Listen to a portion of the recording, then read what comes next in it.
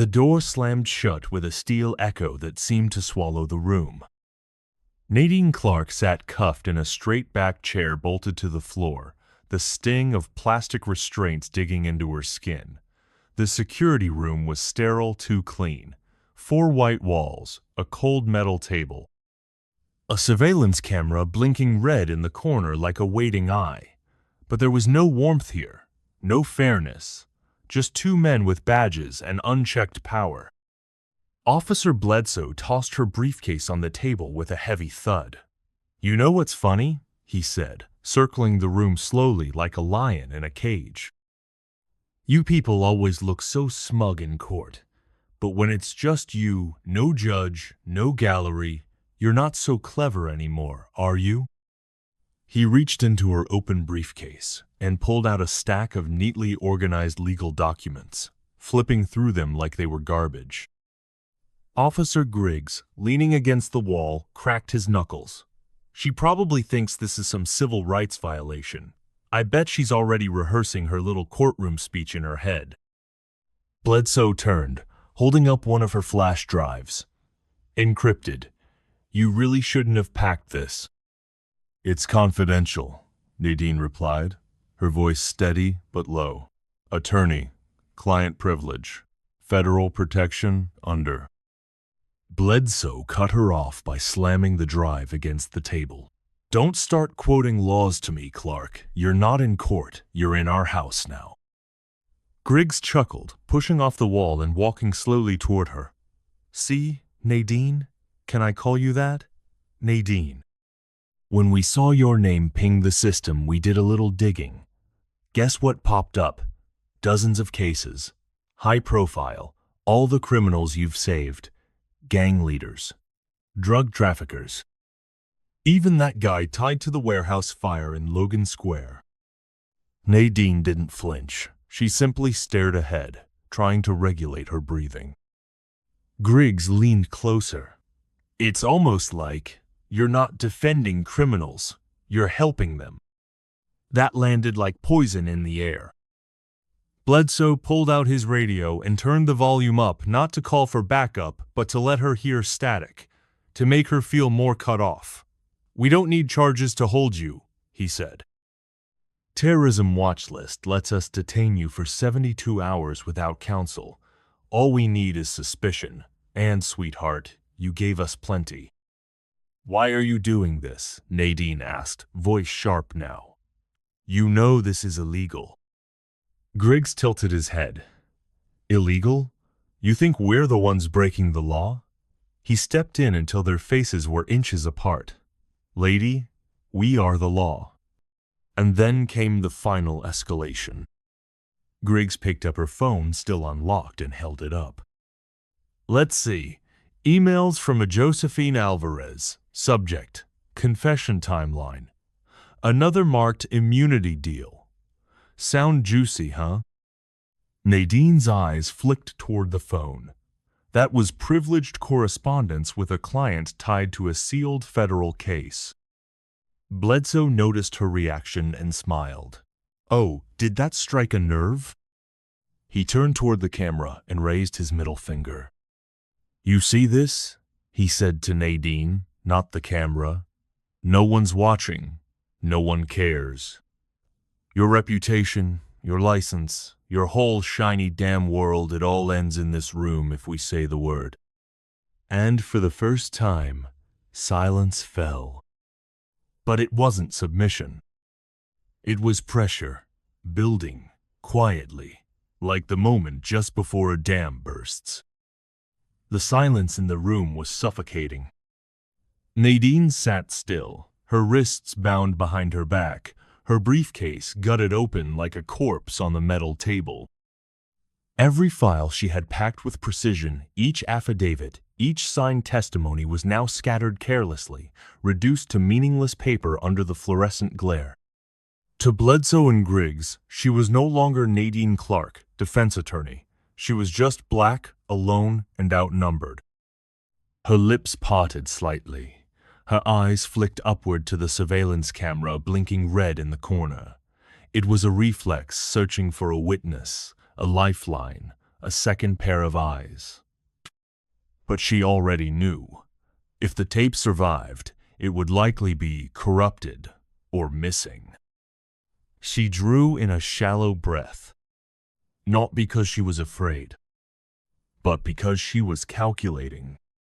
And beneath that calm surface, the polished courtroom demeanor, the sharp lines of her suit, a war was erupting inside her. They want me to break. They want me to panic. Her heartbeat thudded in her ears, loud, louder, every insult, every slight. Every assumption that her presence in a courtroom was an accident, not a product of brilliance and grind, it all came roaring back now. She tried to shift in the chair, but the plastic restraints bit harder. Her knuckles were turning purple. The pain was real. So was the rage. Griggs circled again, his smirk now wider. "You're quiet, counselor. Losing your nerve?" She didn't answer. Instead, her eyes drifted across the room to the wall clock. 3:18 p.m. Flight to London. Already missed. Speaking engagement at the International Bar Conference. Gone. Months of preparation. A keynote address on judicial reform. A career milestone. All of it erased in 15 minutes of police ego. She turned back slowly to face them, her eyes locked with Bledsoe's, and in that second, something shifted. No words were spoken, but a message passed. "I'm watching. I'm remembering." "You think you're above all this," Bledsoe muttered, the smile gone from his voice now. "No," Nadine replied, her tone still steady. "I think I'm the only one in this room who understands what justice actually means." Griggs scoffed. "Big words, but you're still the one in cuffs." She leaned forward, slowly, purposefully, as far as the restraints would allow. "And still more powerful than both of you combined," she said quietly. They laughed, but she didn't blink. Behind her eyes now was a storm.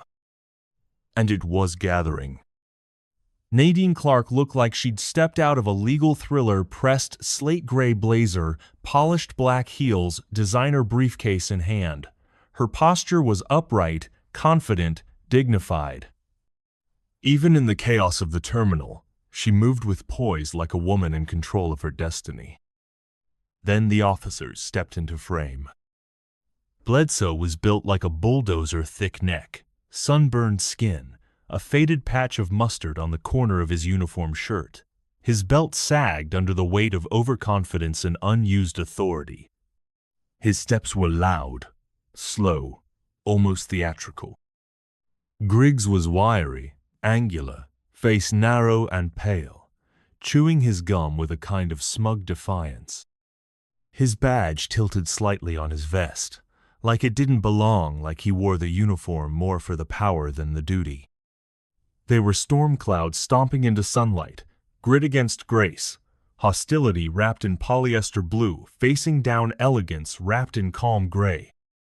She held her boarding pass and passport like a professional. They held their suspicion like a weapon. And just like that, despite her degree, her experience, her perfect flight itinerary, they made her look like a criminal, standing alone between them. 2 uniforms, 1 black woman, and hundreds of watching eyes. "Ma'am, step aside, now." The words hit like a slap, loud, firm, and deliberately public. Heads turned.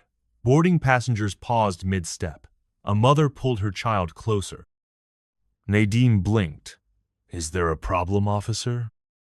Bledsoe didn't answer. He just yanked her passport from her hand like she didn't deserve to hold it. "This ID looks altered." "Altered?" she repeated, stunned. "That's my official." "Bag," Griggs cut in. "Open it, now." She hesitated, still trying to process what was happening. "Wrong move." Before she could even explain that she was a licensed attorney flying internationally for a conference, her briefcase was unzipped and dumped out across the terminal floor. Folders burst open. Court transcripts fluttered. Business cards scattered under passengers' feet. "Ma'am, are you resisting a lawful search?" Bledsoe barked, hand already drifting toward his holster. Gasps echoed from nearby. A flight attendant whispered into a radio. And through it all, Nadine stood frozen, not out of guilt, but from sheer disbelief. This wasn't a random check. It was a takedown, a public shaming. The image was clear. Two white officers towering over a black woman in heels, surrounded by spilled documents and judgmental stares. "Should we cuff her?" Griggs said casually, as if they were talking about a broken vending machine. That's when she saw a child nearby, no older than 8, clinging to his mother's coat, wide-eyed and scared, watching her, watching how the world treated people who looked like him. And that hurt more than the humiliation. The scene had already turned cold. Passengers whispered in corners. Phones began to record. A security team stood idly by the metal detectors, doing nothing. And Nadine Clark, one of the most respected criminal defense attorneys in Illinois, now stood stripped of dignity on the cold tile floor, her life's work spilled like trash. But it didn't stop there.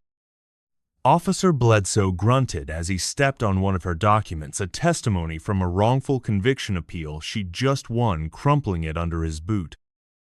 "Oops," he said, not even pretending it was an accident. Nadine knelt quietly to gather her papers, her hands shaking not from fear but fury she had to swallow. She knew this game. If she raised her voice, if she pushed back, they'd twist it. Turn it into resistance. She'd seen it happen too many times in courtrooms, on body cams, in graves. "What's in this?" Griggs held up a black leather pouch from her bag like it was radioactive. It was clearly a makeup kit. He unzipped it anyway, dumping the contents onto a TSA tray, smirking as lipstick and eyeliner rolled across the surface. "She's awful quiet," Bledsoe muttered. "That's how they act when they're hiding something." Nadine's mouth opened slightly. "You keep saying they.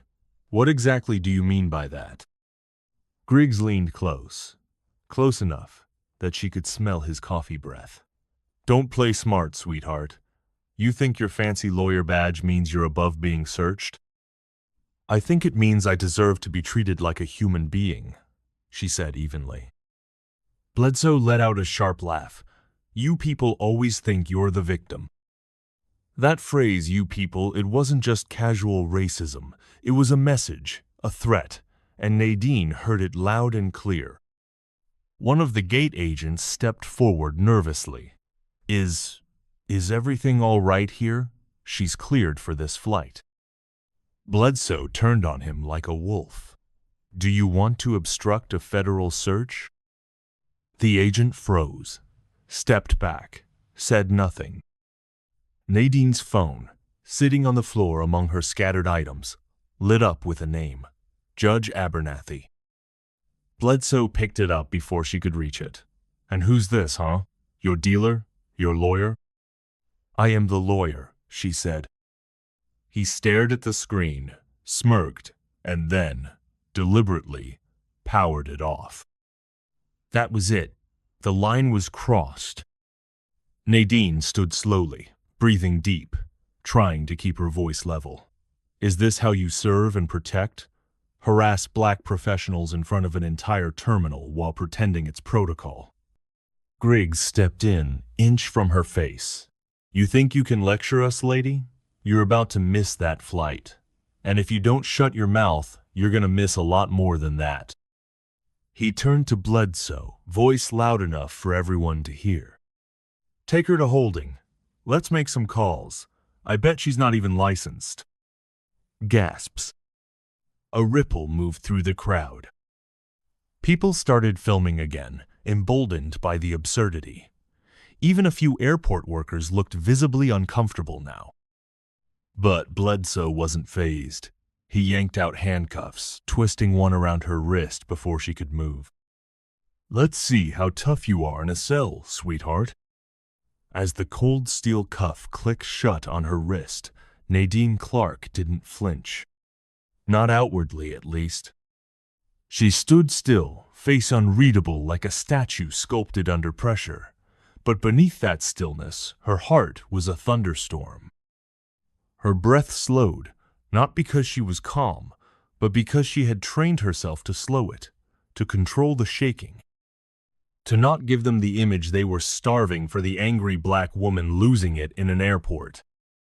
She'd spent years perfecting that silence in courtrooms, staring down prosecutors who called her feisty when she raised objections, judges who smiled too long when mispronouncing her name, reporters who wrote more about her lipstick than her legal victories. But this was new. This was personal. Griggs jerked her arm, pulling her toward the terminal exit like a petty criminal. The crowd parted, some sympathetic, some indifferent, some filming for clout, but no one stepped in. No one ever does when it matters. A security mirror reflected her wristbound, eyes wet with something between rage and restraint. And in that mirror, Nadine saw her father's face, his voice from childhood, stern and warning. "They're not scared of your degree. They're scared of what it means that you know your rights. That you know theirs too. That's what they hate most." She blinked hard. "Stay sharp. Stay present." "Where are you taking me?" she asked, her voice flat but direct. Bledsoe sneered. "Holding. You'll sit there until we confirm whether your credentials are fake." Fake. The word echoed in her bones. She thought of the bar exam she passed on her first try, the night she slept in her car during law school, the people she freed from cages built by men like this. And now she was the suspect. "Do you know who I am?" she asked quietly, not in arrogance, but as a warning. "Oh, we know exactly who you are," Griggs hissed. "And you people think that gives you immunity." That phrase again. "You people." She looked at him for the first time, really looked, and saw not just a man with a badge, but a man threatened by someone he couldn't intimidate, a man clinging to power built on ignorance. And for the first time since this started, she didn't feel afraid. She felt clarity.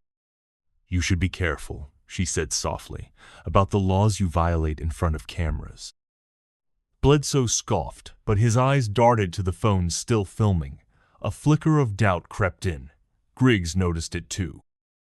Nadine felt it, the first crack in their confidence. But she wasn't done yet. Because justice isn't loud. It's quiet. Patient. Like a lion waiting in tall grass. And at that moment, deep inside, Nadine was sharpening her claws. They dragged her through a narrow corridor at the back of the terminal, away from the crowds, away from the phones, away from any witnesses. That's when she knew this wasn't about airport protocol. This was deliberate. They weren't just detaining her. They were disappearing her. The hallway opened into a dim, windowless security room. 2 folding chairs, 1 flickering overhead light, 1 outdated surveillance monitor in the corner, and no badge numbers in sight. Griggs pushed her down into a seat like she was nothing. Bledsoe locked the door. And for a moment, the silence was suffocating. "Now," Griggs said, cracking his knuckles, "let's talk about this defense attorney story you're telling." Bledsoe pulled out a manila folder already prepared, already filled with pages. They had planned this. He threw it on the table. "Suspicious travel history," he said. "One-way ticket, no checked luggage. And we ran your name through our system. You've defended some real lowlifes." Nadine didn't answer. Because she understood something chilling. They weren't accusing her of a crime. They were building a narrative, one that would justify whatever came next. Griggs smirked, reading her silence. You want to play tough, huh? I've seen this type before. Thought your little law degree would make you untouchable? He leaned in closer. This ain't a courtroom. Out here, you're just another mouthy liar trying to look important. Bledsoe chimed in. And if you're innocent, well, innocent people don't resist questioning. There it was. The oldest trick in the book. Twist silence into guilt. Twist confidence into defiance. And then, a deeper twist. Griggs pulled out a phone and played a low-quality video clip. A man, clearly bruised, shouting Nadine's name on the courthouse steps. She set me up, he screamed. She lied in court. She's part of the system. It was months old, already debunked. A case she won, despite death threats, despite media spin. And now they were using it to paint her as corrupt. Look familiar? Griggs asked. Bledsoe leaned forward, mocking. Not so high and mighty now, are you? Nadine looked between them, two men desperately trying to manufacture enough noise to drown the truth. But they didn't know what was coming. She smiled, not out of amusement, but from recognition. They had no idea how bad they just messed up. For a few moments, Nadine didn't speak. She simply studied them. Their faces, their posture, the thin veneer of confidence stretched over a growing fear they didn't even recognize yet. She saw what they couldn't. They were losing control, and they didn't know it. Griggs flipped the manila folder open again, searching for more dirt. You've got quite the record, Miss Clark. Always defending the scum of society, huh? Funny, Nadine said calmly, that you call the falsely accused scum. I suppose that's your default, isn't it? Griggs rolled his eyes. But Bledsoe shifted. She noticed it, the twitch in his jaw, the pause. Something had unsettled him. She leaned in, voice quiet. You ever heard of a Section 242 violation? Bledsoe blinked. You're about to, she said, and not just you. Griggs scoffed, but Bledsoe was no longer smiling. She saw it again, that flicker of uncertainty. Not everyone can pretend forever. Then came the final warning. She slowly pulled a business card from her jacket, crumpled but intact, still in her cuffed hands, and slid it across the table. The seal glinted in the dim light. Griggs picked it up, smirking, until his eyes froze. DOJ Civil Rights Division. Senior Federal Counsel, Nadine Clark. His face cracked, just a little. That was when Nadine softly said, You ever read Miranda backwards? They looked confused. She explained, Anything you do or say can and will be used against you. Her gaze sharpened, even silence. Silence fell. But now it was theirs, not hers. Nadine didn't need to raise her voice. The law would do it for her. And right now, she was watching them slowly realize they weren't holding her.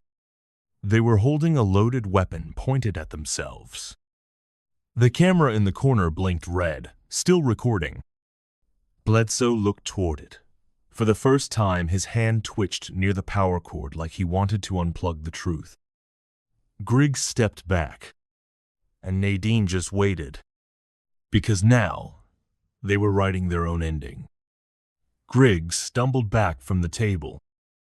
He looked at the card again, then at Nadine. No, this is fake, he muttered. You're bluffing. But his voice betrayed him. Even Bledsoe didn't echo the lie. Because the seal was real. The name was real. And what they didn't know, what they never expected, was that Nadine wasn't just a defense attorney. She was part of a federal task force investigating civil rights abuses across state law enforcement agencies. And this little trap they'd built? It was already under review. She nodded toward the surveillance camera in the corner. You boys didn't bother to check the firmware, did you? Griggs blinked. What the hell are you talking about? Upgraded last week, she said coolly. 1008 IP, live upload, not just recording streaming, secure DOJ server. Bledsoe's mouth dropped. The red blinking light they'd ignored this whole time, it wasn't just documenting everything. It was broadcasting it. In real time. To her team. To the Bureau. To Internal Affairs. To the Attorney General's office.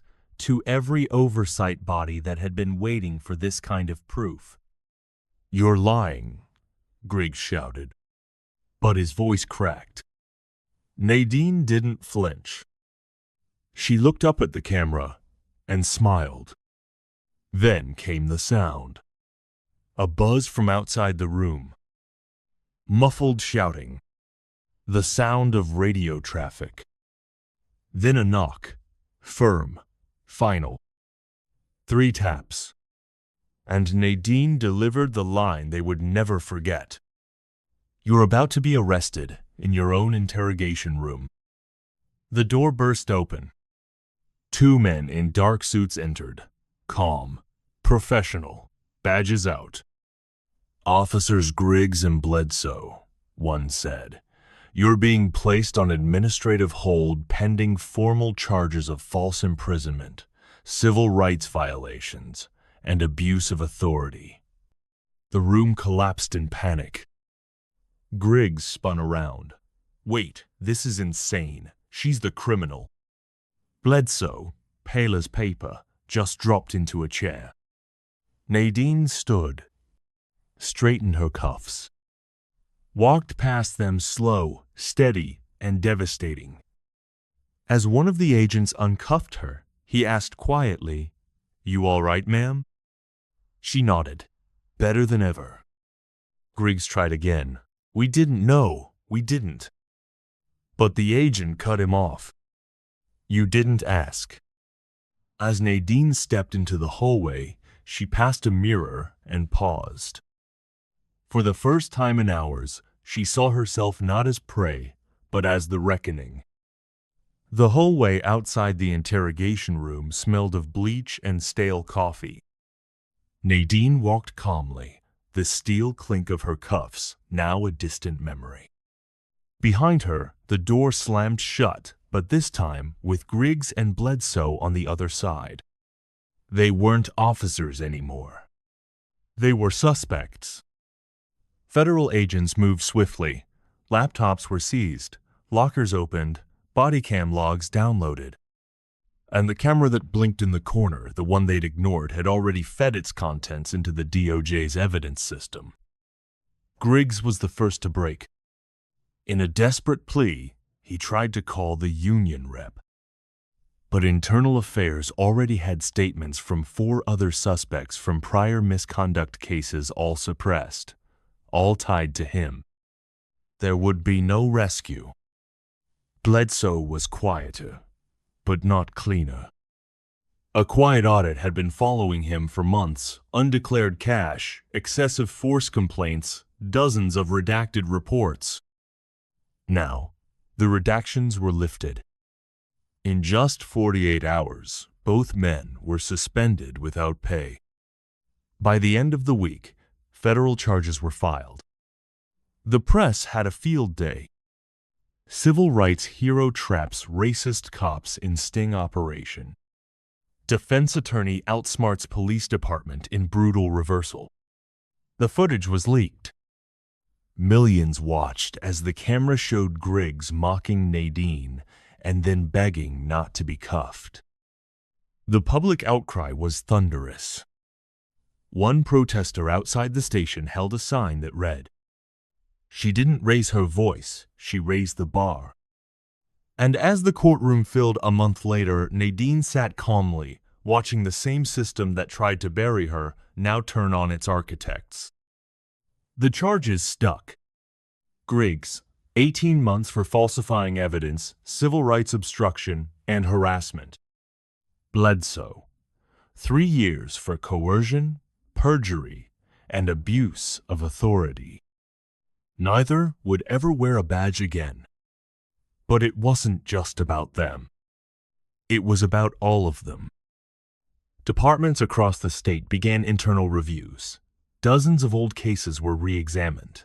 A few wrongfully convicted men walked free. And Nadine? She never bragged, never gloated.